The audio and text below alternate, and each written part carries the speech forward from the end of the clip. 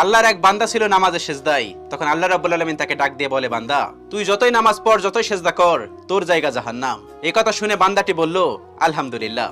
আল্লাহ তখন বলে, এই বান্দা, জাহান্নামের কথা শুনে কেউ আলহামদুলিল্লাহ কয়? বান্দা তখন বলে, আল্লাহ, জাহান্নামের মালিকও তুমি, জান্নাতের মালিকও তুমি।